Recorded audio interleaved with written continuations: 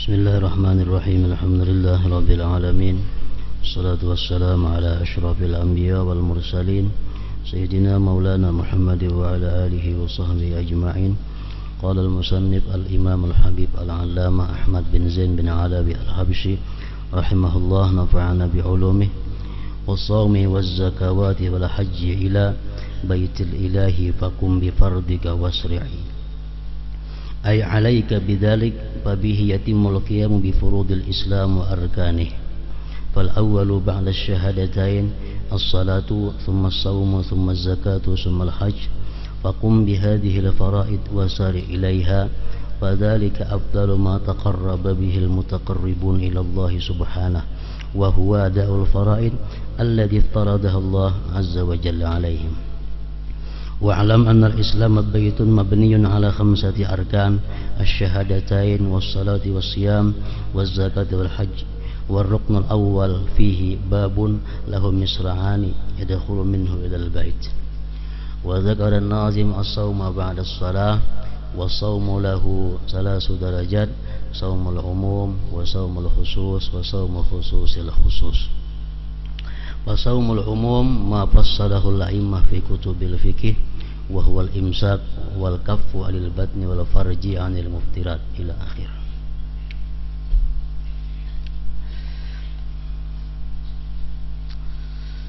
Makna daripada kalam Al-Habib Al-Allamah Ahmad bin Zain bin Alawi Al-Habshi rahimahullah, nafa'ana bi'ulumih. Puasa, zakat dan haji. Wasawmi wazzakawati wal hajji ila baitil ilahi fakum bi fardika wasri'i.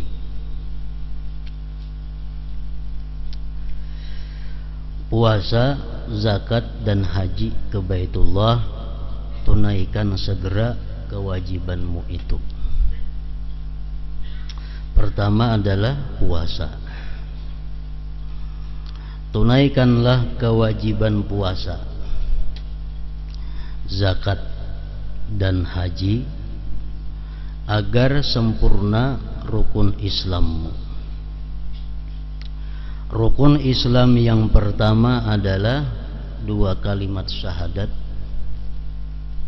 kemudian salat, puasa, zakat dan haji. Tunaikanlah rukun Islam ini dengan segera. Pelaksanaan kelima rukun ini merupakan paling utama bagi para muqarrabin untuk mendekatkan diri kepada Allah subhanahu wa ta'ala, yaitu menunaikan segala keparduan yang telah dipardukan Allah azza wa jalla.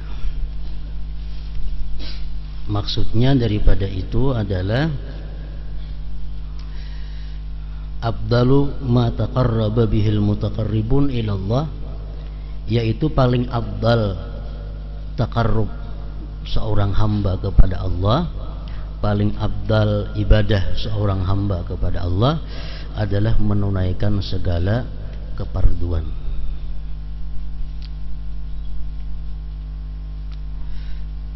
Kemudian sesudah itu hanya melakukan nawafil yang disunatkan oleh agama. Dalam satu hadis qudsi Allah berfirman, ma taqarraba ilayyal 'abdu bimithli ada'i faridati wa innahu la yataqarrabu ilayya bin nawafil hatta uhibbahu. Di sini Allah menjelaskan bahwa tidak bertakarrub kepadaku seorang hamba dengan seumpama menunaikan keparduan yang aku pardukan kepada mereka. Artinya, ibadah atau takarrub yang paling dicintai Allah kepada kita adalah bila mana kita menunaikan segala kewajiban, menunaikan keparduan yang dipardukan Allah kepada kita. Itu yang paling Allah cintai. Sesudah kita menunaikan segala yang fardu-fardu atas kita, wa innahu la yataqarrabu ilayya bin nawafil Kemudian bahwa si hamba itu dia bertakarrub kepadaku dengan yang sunat-sunat, hatta uhibbahu, sehingga aku cinta kepadanya. Nah, jadi di dalam hadis qudsi itu adalah menunaikan segala keparduan itu merupakan modal kita untuk mendekatkan diri kepada Allah. Sedangkan melaksanakan yang sunat-sunat itu merupakan tambahan agar kita dapat cintanya Allah Subhanahu wa ta'ala. Nah, dengan hadis itu menurut para ulama bahwa kita tidak boleh menunaikan sesuatu yang sunat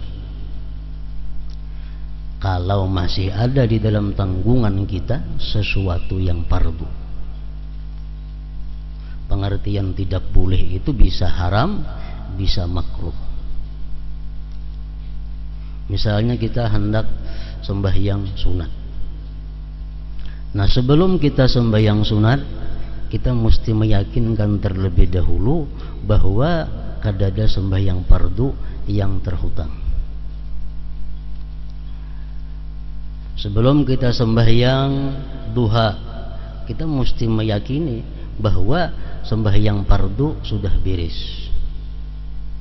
Sebelum kita sembahyang witir, kita sudah meyakini bahwa kita tidak ada hutang yang fardu. Kalau kita masih banyak berisi qadaan yang wajib, maka menunaikan qadaan yang wajib itu lebih disukai Allah kepada kita daripada kita menunaikan yang sunat-sunat itu. Menurut para ulama fikih, kalau ketinggalan sembahyang fardu itu karena tidak uzur, karena disengaja, maka andai kata dia sembahyang sunat, maka hukumnya adalah haram. Kalau ketinggalan sembahyang fardu itu karena uzur, maka menunaikan yang sunat terlebih dahulu daripada yang fardu itu hukumnya adalah makruh. Itu pendapat ulama fikih. Subuh kita umpamanya belum sembahyang. Kenapa belum sembahyang subuh? Karena sengaja memang kada hendak bersubuh. Padahal mendengarnya orang bang tadi cuma mengantuk bana mata, biar guring dahulu. Padahal orang bang mendengar. Akhirnya bangun lewat pukul 7. Berarti ini dia meninggalkan keparduan tanpa uzur. Kenapa? Karena dia guring di dalam waktu sembahyang. Dia mendengar azan. Nah, kemudian bolehlah ianya sembahyang duha. Menurut ulama fikih, kalau dia melakukan sembahyang duha itu hukumnya adalah haram. Kenapa? Karena mestinya ianya membayar sembahyang subuh yang ditinggalkan secara sengaja. Qabliyah subuh bang, itu kada jadi masalah karena itu bagian dari sembahyang subuh. Jadi kalau kita sengaja kada sembahyang subuh tanpa uzur, lalu kita mengqada, qadalah dahulu sunat subuh, hanya subuhnya. Kada jadi masalah didahulukan sunat subuh karena itu bagian dari subuh. Kalau sunat-sunat lain kada boleh. Nah, andai kata kita ketinggalan sembahyang itu karena uzur, kita kadang mendengar orang azan subuh, kita kadang mendengar bergerakan orang subuh, tahu-tahu bangun sudah habis waktu subuh. Andai kata kita sembahyang duha, nah ini kada diharamkan, cuma makruh. Kenapa? Karena ada hutang nang wajib nang diuzurkan tadi. Mestinya sembahyang subuh dahulu, hanya sembahyang duha. Kenapa ini kada haram? Karena dia meninggalkan subuh kada sengaja. Nah, demikian pula halnya puasa.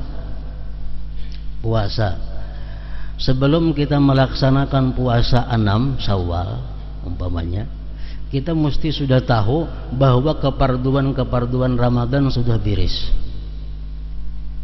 Biasa ibu-ibu perempuan yang kedatangan haid otomatis Ramadannya ada kada puasa. Nah, sesudah bulan Syawal, apakah dia puasa 6 atau mengqadha bulan Ramadan itu? Yang paling baik adalah mengqadha Ramadan. Mengqadha bulan Ramadan. Kada usah puasa 6. Karena ada hutang nang wajib. Andai kata puasa 6 bang bedahulu inya mengqadha kaina kada diharamkan itu. Kenapa sebabnya? Karena waktu mengqadha masih panjang. Waktu mengqadha masih panjang. Kan waktu mengqadha sampai Ramadan nah akan datang. Namun lebih baik andai kata dia mengqadha terlebih dahulu. Menurut sebagian para ulama, andai kata kita mengqadha puasa pada bulan Syawal, kita qadha bulan Ramadan, walaupun kita kada meniatkan puasa 6, tetap kita dapat pahala puasa 6 karena sudah termasuk di situ. Misal hutang puasa 6 hari atau hutang 7 hari, puasa mengqadha bulan Ramadan 7 hari, puasa 6 otomatis sudah pahalanya termasuk di situ. Itu menurut sebahagian pendapat ulama fikih. Menurut sebagian ulama lagi bahwa pahala puasa 6 kada dapat. Kalau kita mengqadha bulan Ramadan, pahala puasa 6 kada dapat. Karena puasa pulang biasa 6 hari bulan Syawal hendak mencari pahalanya. Pendapat nang kedua. Pendapat nang ketiga, puasa 6 sekaligus dapat pahala beserta mengqadha Ramadan bila kita niatkan puasa 6 itu. Jadi niat 2. Saja aku puasa esok hari di bulan Ramadan sekaligus puasa 6 bulan Syawal. Bila niatnya 2 dinto dapat juga pahala kedua-duanya. Nah, ini menurut sebahagian ulama lagi. Jadi ada 3 macam pendapat ulama.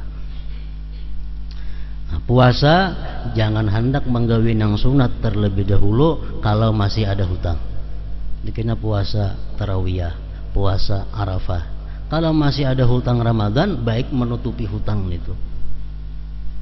Walaupun dia kadang meniatkan tarawiyah, kadang meniatkan Arafah, kalau dia puasa mengqadha pada hari 8, 9 itu dapat sekaligus pahala puasanya. Itu pendapat nang kita umpati, pendapat ulama nang kita ikuti. Walaupun kita kada berniat Arafah-Arafahan, pokoknya pada hari 8 saja aku puasa sunat tarawiyah, puasa. Saja aku mengqadha puasa Ramadan, saja aku mengqadha puasa Ramadan, tapi di hari 8 Zulhijjah otomatis dapat tarawiyah. Hari 9 kayaknya saja aku puasa mengqadha bulan Ramadan, otomatis dapat pahala Arafah. Nah, itu. Demikian pula halnya zakat. Nah, kalau kita masih ada hutang zakat, jangan hendak bersedekah sunat. Nah, kita masih ada hutang zakat, jangan bersedekah sunat. Kenapa? Karena Allah kada ketuju yang demikian itu. Allah suka kita menunaikan keparduan terlebih dahulu, hanya kita menggawi nang sunat-sunatnya. Zakat tahutang. Misalnya zakat tahutang ini hari ini sampai sudah haulnya. Hari ini sudah sampai haulnya, sampai nisabnya. Ditunda-tunda mengeluarkan. Ditundanya mengeluarkan zakat pada mestinya hari ini ditundanya. Akhirnya duitnya hilang. Otomatis nyata hutang zakat. Nah, selama zakat hutang itu belum dibayari, jangan hendak bersedekah sunat karena masih ada hutang zakat nang wajib baginya.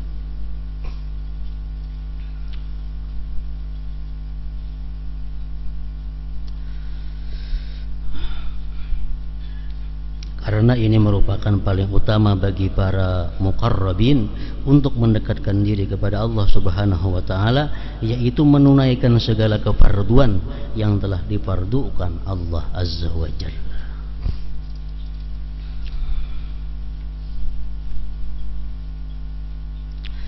Ketahuilah Islam adalah sebuah rumah, umpama sebuah rumah yang dibangun di atas 5 pondasi rukun, yaitu 2 kalimat syahadat yang pertama, 2 kalimat syahadat, yang kedua salat sembahyang 5 waktu, yang ketiga puasa bulan Ramadan, yang keempat zakat dan haji. Rukun pertama 2 kalimat syahadat merupakan jalan masuk yang memiliki 2 pintu, Allah subhanahu wa ta'ala dan Rasulnya sallallahu alaihi wasallam. 2 kalimat syahadat itu laksana 2 pintu. Asyhadu an la ilaha illallah sebuting wa asyhadu anna muhammadar rasulullah. Melalui 2 pintu inilah manusia dapat masuk ke dalam rumah Islam tersebut. Artinya haji, puasa, zakat, ibadah apapun, kalau inya belum mengucap 2 kalimat syahadat, itu kada dinilai sesuatu oleh Allah subhanahu wa ta'ala. Kada dinilai, karena belum masuk daripada 2 pintu itu. Tingkatan puasa memiliki 3 tingkatan, yaitu puasa umum, puasa khusus, dan puasa khususul khusus. Puasa umum yaitu puasa sebagaimana yang telah dijelaskan secara terperinci oleh para imam dalam berbagai kitab fikih, yaitu mencegah perut dan kemaluan dari segala sesuatu yang dapat membatalkan puasa. Itu puasa secara umum.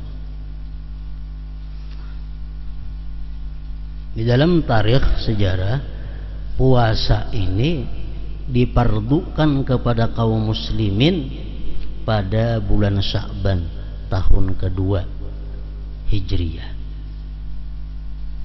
Jadi Rasulullah 13 tahun di Makkah menyiarkan agama Islam itu kada ada puasa, kada ada bulan puasa lagi.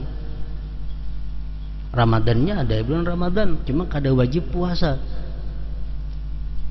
Nabi kita hijrah ke Madinah, sudah 2 tahun beliau di Madinah, hanya ada perintah puasa. Al-Quran mengatakan kutiba alaikumus syiyam kama kutiba alal ladzina min qablikum la'allakum tattaqun ayyaman ma'dudat, beberapa hari yang terbilang. Faman kana minkum maridan aw ala safarin fa'iddatun min ayyamin ukhar. Puasa itu wajib hukumnya. Siapa-siapa yang sakit daripada kalian atau dalam perjalanan musafir, maka hitungan dari hari yang lain. Artinya boleh dia buka puasa, namun kena dikada di hari lain, dengan catatan jangan sampai mangkadanya taka liwat Ramadan berikutnya. Nah, jadi diberi waktu mangkada itu selama 1 tahun, mulai Syawal sampai Ramadan itu mangkada. Bagi orang-orang yang sudah tuha atau orang yang punya penyakit yang kada ada harapan lagi sembuhnya, itu diberi keringanan kada puasa, namun dia diwajibkan membayar sehari 1 mud beras atau gandum, umpamanya pemakan di negeri kita gandum.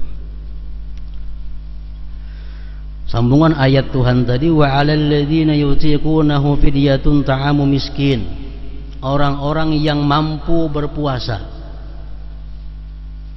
orang-orang nang kawa puasa, dia membayar 1 mud sehari untuk memberi makan orang miskin.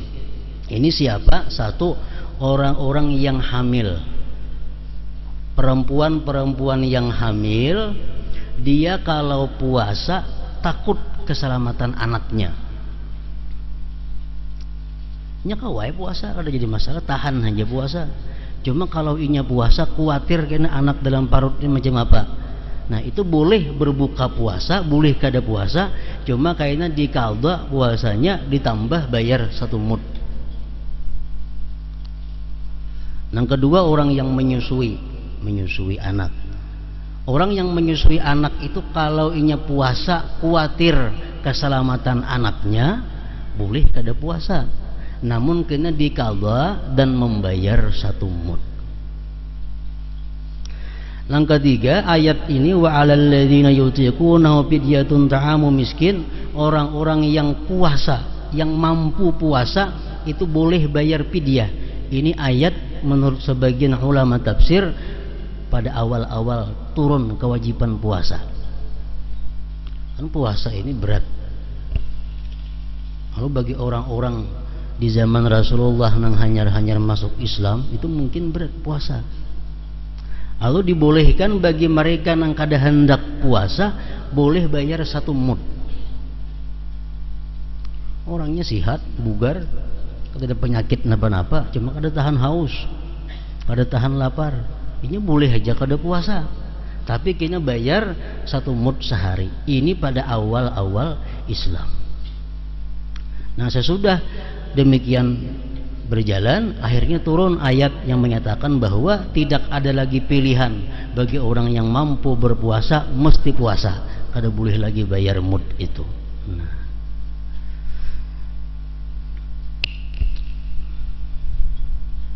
itu untuk menjinakkan hati orang-orang kaum muslimin. Karena mau dipukul berata, semuaan wajib puasa, ini hanya Islam orangnya. Mungkin kayaknya bisa menimbulkan banyak yang antipati terhadap Islam. Lapah agama Islam puasa sebulanan. Lalu ayat pertama perintah wajib puasa ini, siapa yang hendak puasa, nang hendak kada cukup bayar 1 mud sehari. Nah sesudah umat Islam ini kondisinya bagus, imannya kuat, akhirnya kada ada lagi pilihan. Nah sampai hari kiamat kayaknya kada ada lagi pilihan umat Islam hendak puasa hendak kada kau lagi, tetap wajib puasa bila mana mampu. Jadi kalau kita melihat di masa Rasulullah, banyak Allah Subhanahu wa taala itu menurunkan hukum ini secara bertahap, termasuk puasa. Kada berdasarkan semuaan mesti puasa. Yang kedua lagi yang Allah Subhanahu wa taala bertahap menurunkan hukum itu ada mengenai khamar, mengenai minum-minuman keras. Karena orang-orang Arab itu waktu jahiliyah kalau dipisahkan daripada arak, sehingga boleh dikatakan merata masyarakat Arab itu kecanduan arak. Kada minum arak saben hari. Nah untuk menghentikan itu Allah Subhanahu wa taala kada secara langsung ampihan minum arak kada boleh, kada macam itu, beberapa kali tahap menurut perkembangan kekuatan iman mereka. Ayat yang diturunkan pertama Allah mengatakan qul fihima ismun kabir wa manafi'u linnas. Katakan wahai Muhammad bahwa arak itu dosanya besar dan ada pula manfaatnya bagi manusia. Ini ayat yang pertama. Arak itu dosanya ada, manfaatnya ada.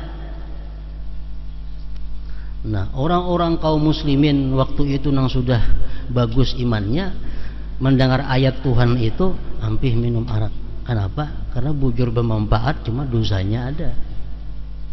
Umat Islam yang masih lemah imannya masihnya minum arak. Kenapa? Karena Tuhan manfaatnya ada aja arak ini, biar berdosa, cuma ada aja manfaatnya. Nah ini ayat yang pertama diturunkan mengenai khamar. Dalam waktu beberapa lawas Allah menurunkan lagi ayat wala taqrabu ya ayyuhalladzina amanu la taqrabus shalah wa antum sukara. Hai orang-orang yang beriman, janganlah kamu mendekati salat kalau kamu sedang mabuk. Nah turun ayat ini, lalu kaum muslimin yang masih kecanduan arak, ini kalau minum arak imbah isya. Kenapa? Karena imbah isya lawas lawan subuh jangkanya. Kalau minum imbah maghrib kena sambil isya masih mabuk barangkali. Nah minum imbah juhur kena asar masih mabuk. Begitu Tuhan jangan dekati sembahyang kalau kalian masih mabuk. Jadinya minum arak paling bisa sampai kena subuh, panjang waktu, jadi sudah sadar lalu subuh. Allah kadang menyuruh langsung berhenti minum arak kada. Nah, sudah beberapa lama demikian, iman kaum muslimin sudah kuat, hanya Allah menurunkan ayat yang ketiga, innamal khamru wal maisir wal ansab wal azlam rijsum min amali syaitan fajtanibuhu la'allakum tuflihun. Artinya jar Tuhan, arak itu adalah perbuatan keji. Minum arak itu adalah perbuatan yang kada baik, gawian syaitan. Fajtanibuh, maka jauhi olehmu. Apabila kau jauhi, nah sesudah itu hanya kaum muslimin berhenti secara total minum arak. Menurut perawi hadis menyebutkan bahwa begitu turun ayat ini, kota-kota Madinah itu, gang-gang di Madinah itu banjir dengan arak. Kenapa? Dalam rumah ada yang sadrum bisi arak, ada yang 2 drum bisi arak. Minuman hari-hari kayak kita banyu juga. Nah, jadi begitu turun ini ayat jauhi arak, masing-masingnya membuang ke arak itu. Nah, Allah melarang arak ini melalui beberapa tahap. Nah, tergantung melihat keimanan kaum muslimin pada waktu itu. Nah, demikian pula halnya Allah Subhanahu wa taala mengharamkan riba. Riba ini termasuk merupakan tradisi orang jahiliyah. Boleh dikatakan orang jahiliyah itu rata-rata melakukan riba. Begitu punya masuk Islam masih melakukan riba. Dihentikan secara mendadak, itu membuat mereka kena kada hakun masuk Islam. Nah, lalu Allah Subhanahu wa taala menurunkan ayat tentang haramnya riba ini beberapa kali tahap.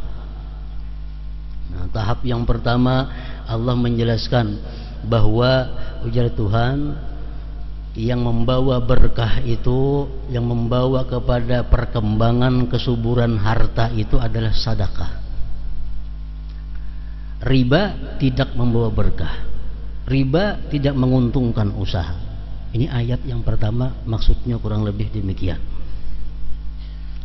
Secara halus Allah mengatakan bahwa sedekah yang baik, yang berkah. Kalau riba itu kada ada berkahnya, kada ada keuntungannya. Nah, ayat ini turun, hanya sebagian kecil kaum muslimin yang berhenti melakukan riba. Sebagian besar masih melakukan riba. Kemudian beberapa waktu kemudian turun lagi ayat mengatakan, ujar Tuhan, maksud dalam Al-Quran itu adalah orang-orang Yahudi dahulu dibinasakan oleh Allah karena mereka melakukan praktik riba. Orang-orang Yahudi terdahulu dibinasakan oleh Allah karena mereka melakukan praktik riba. Nah, dengan adanya turun ayat macam itu, sebagian lagi perang berhenti daripada riba, sebagian lagi kada. Kenapa? Itu orang Yahudi, ini kita kada Yahudi. Jadi kita boleh aja lagi riba nih tuh. Sudah 2 kali Allah menurunkan peringatan. Nah, kemudian dalam beberapa waktu Allah menurunkan lagi pulang satu peringatan kepada mereka. Ujar Tuhan, janganlah melakukan riba itu ganda berganda. Jangan melakukan riba itu nang bunganya 10%, bunganya 25%, jangan itu. Adha'afan mudha'afah. Jangan melakukan riba nang bunganya berlipat-lipat. Jadi artinya kalau kita melakukan riba bunganya 1,5% itu boleh aja, 2,5% masih sedikit. Tapi kalau sudah berlipat ganda jangan. Ini tahap yang ketiga. Nah, pada waktu berapa lama kemudian hanya Allah menurunkan ayat yang terakhir, wazaru ma baqiya minar riba. Tinggalkan semuaan praktik riba, nang ganal ka halus ka bunganya, nang bebaya ada bunga ka, tinggalkan juga. Ini sudah 4 kali tahap Allah menurunkan peringatan kepada orang-orang Islam pada waktu itu. Nah, jadi sampai kena hari kiamat nang berlaku undang-undang itu adalah nang terakhir, nang berlaku terakhir. Arak kada boleh sama sekali, riba kada boleh sama sekali, halus ka ganal ka bunganya, nang harus nang kada boleh, nang boleh itu bahari, zaman bahari. Wah, ini sudah dirubah. Nah, kemudian lagi puasa berlaku, siapapun nang kawa puasa wajib puasa, kada kawa dibayar lawan baras atau seumpamanya.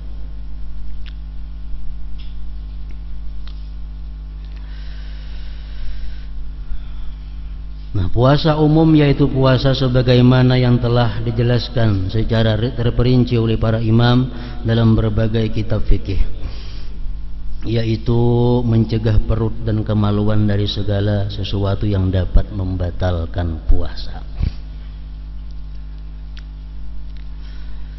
Puasa khusus yaitu mencegah seluruh anggota tubuh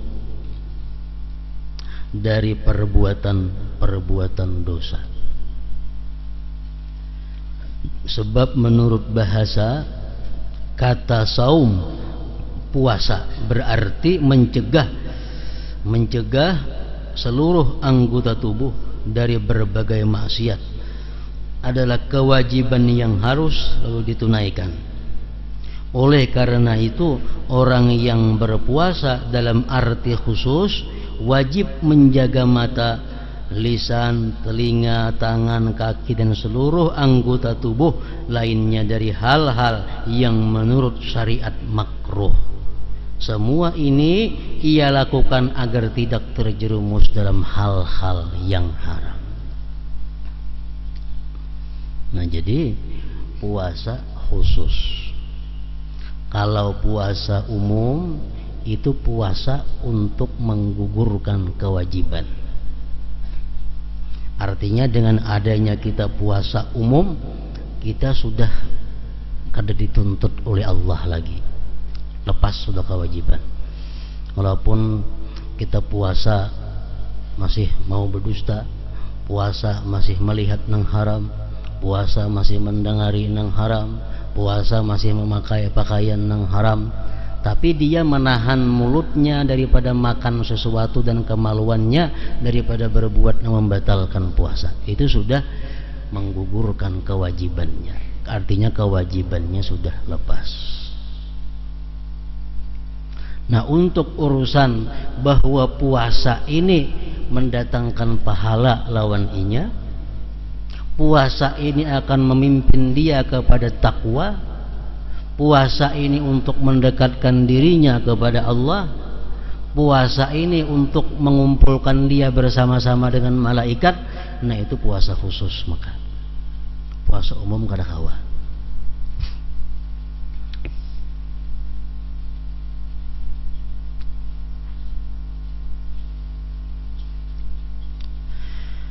Pada waktu berbuka hendaknya ia juga mencegah perutnya dari memakan berbagai makanan yang syubhat.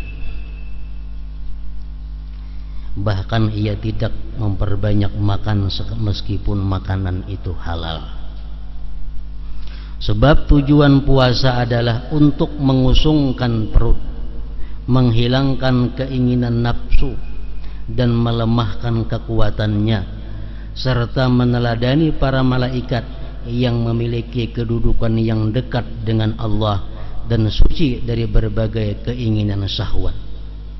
Dengan cara demikian, orang yang berpuasa akan menjadi dekat pula dengan Allah sebagaimana para malaikat itu.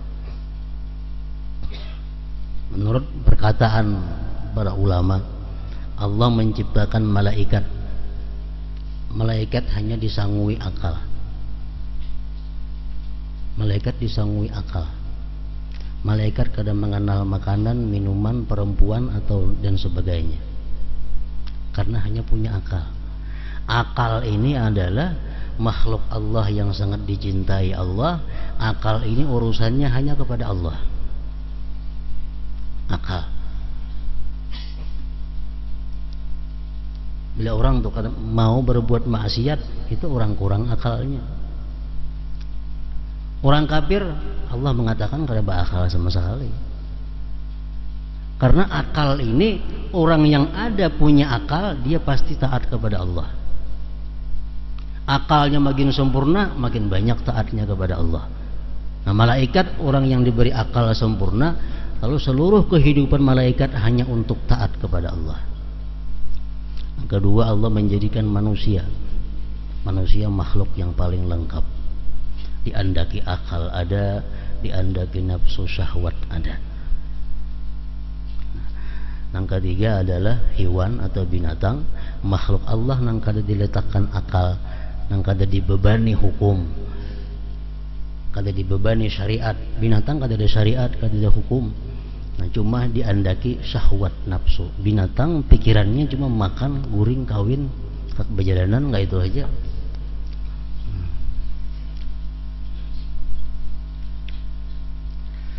Malaikat khusus untuk Allah, binatang khusus untuk urusan kenyamanan, kenikmatan, kelezatan, syahwat. Manusia ini yang sempurna diletakkan oleh Allah akal dan syahwat. Nah, bila mana kita kawa memenangkan akal daripada syahwat kita, daripada nafsu kita, berarti kita termasuk golongan malaikat. Kita kawa mengutamakan akal daripada nafsu syahwat, kita utamakan akal, nah berarti kita termasuk golongan malaikat. Bila mana akal kita tunduk di bawah nafsu syahwat kita, berarti kita termasuk golongan hewan, golongan binatang. Nah, balhum adal, bahkan lebih sesat daripada binatang.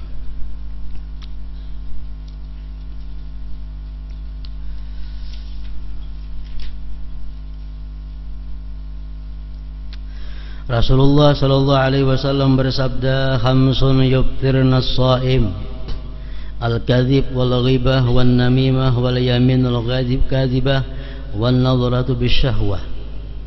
Ujar Nabi kita, 5 perbuatan yang membatalkan pahala puasa adalah dusta, ghibah, namimah mengadu domba, sumpah palsu, dan pandangan dengan syahwat. Pandangan dengan syahwat. Hadis riwayat Jabir dari Anas. Arti pandangan dengan syahwat itu maitihi nang apa aja, maitihi nang apakah, akhirnya timbul syahwat kita. Nah itu mesti maitihi gambar ya. Ada maitihi manusianya, mesti maitihi TV ya, cuma syahwat kita timbul. Nah, itu membatalkan pahala puasa. Bishr bin Al-Haris rahimahullah meriwayatkan bahwa Sufyan rahimahullah berkata, ghibah akan merusak puasa. Sedangkan Al-Laits rahimahullah meriwayatkan bahwa Mujahid rahimahullah berkata, 2 perkara yang akan merusak puasa, ghibah dan berdusta. Rasulullah sallallahu alaihi wasallam bersabda, innamas shaum junnah, fa idza kana ahadukum shaiman fala yarfus wala yajhal, wa in imru'un qatalahu aw syatamahu falyaqul inni shaim. Sesungguhnya puasa adalah benteng. Jika salah seorang di antara kalian berpuasa, maka janganlah dia berkata keji dan bertindak bodoh. Jika ada orang yang mengajaknya berkelahi atau mencacinya, maka hendaklah dia berkata, sesungguhnya aku sedang berpuasa. Inni shaim. Hadis riwayat Bukhari dan Muslim. Rasulullah sallallahu alaihi wasallam juga pernah bersabda mengenai 2 wanita yang sedang menggibah. Samata amma ahallallahu lahuma wa aftarata ala ma harramallahu alaihima. Ujar Nabi, kedua wanita itu berpuasa dari hal-hal yang dihalalkan Allah. Ya kan, makan tuh halal aja, minum halal. Nya puasa kawa menahan diri daripada hal-hal yang halal, tetapi mereka telah berbuka dengan hal-hal yang diharamkan Allah. Ghibah, dusta, itu hal-hal yang diharamkan oleh Allah. Kada mampu dia menahan diri daripada yang diharamkan Allah. Apakah arti puasa seseorang yang mencegah dirinya dari segala yang dihalalkan, tetapi sepanjang hari dia tenggelam dalam hal-hal yang haram. Apakah arti puasa seseorang yang mencegah dirinya dari segala yang dihalalkan, tetapi sepanjang hari dia tenggelam dalam hal-hal yang haram? Dia ibarat orang yang membangun sebuah gedung dengan cara merubuhkan seisi kota. Yang orang nang puasa saben Senayan Kamis, puasa hari sunat, puasa hari putih, puasa-puasa kawa menahan diri daripada makan makanan, minum-minuman yang halal. Tapi dia kadang mampu menahan dirinya daripada melakukan maksiat yang diharamkan Allah. Ini sama ngarannya maulah rumah tapi merubuhkan gedung, merubuhkan seisi kota. Rasulullah sallallahu alaihi wasallam bersabda, "Kam min shaimin laisa lahu min shaumi illa al-ju' wal 'atash." Berapa banyak orang yang berpuasa tetapi tidak memperoleh sesuatu dari puasanya kecuali rasa lapar dan haus. Para ulama berpendapat bahwa orang yang dimaksud dalam hadis di atas adalah mereka yang tidak mencegah anggota tubuhnya dari berbagai perbuatan dosa, atau orang yang berbuka dengan makanan haram. Puasanya bagus seharian, kada kau melihat nang haram nang makruh, kada mendengar nang haram nang makruh, bagus. Tapi begitu buka puasa, buka dengan makanan yang haram. Nah, sama juga artinya. Hanya bernilai haus dan lapar. Para ulama menganjurkan agar kita tidak makan terlalu banyak ketika berbuka, walaupun halal. Seseorang yang terlalu banyak makan ketika berbuka tidak akan mampu mencapai tujuan puasa dengan sempurna. Karena rahasia puasa dan ruhnya adalah untuk melemahkan kekuatan nafsu yang menjadi jalan syaitan untuk menjerumuskan manusia. Demikianlah puasa kaum salihin al-abrar. Jadi para ulama mengatakan bahwa orang yang puasa khusus itu ada 8 perkara yang mesti dilakukannya. Pertama, menjaga diri daripada hal-hal yang membatalkan puasa, makan, minum, yang umum. Yang kedua, ghaddul basar wa kaffuhu anil ittisa' bin nazar ila kulli ma yudhammu wa yukrah. Menahan mata daripada memandang kepada yang dicela dan dibenci oleh agama.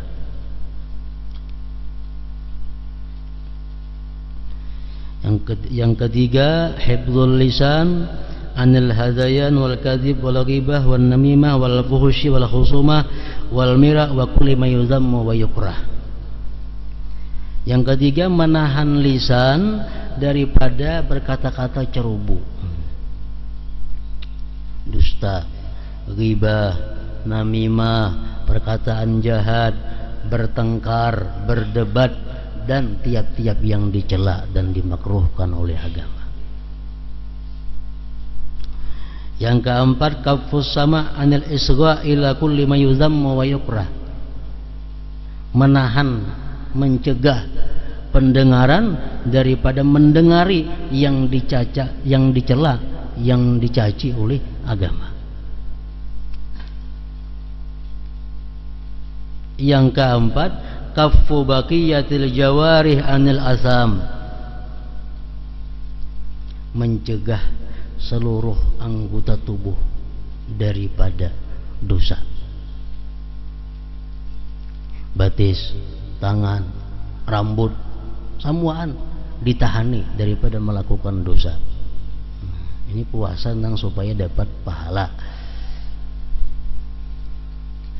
Yang kelima, yang keenam, an la yastaksira minat ta'amil halal waqtal iftar, bahwa dia tidak memperbanyak makan yang halal pada waktu berbuka puasa.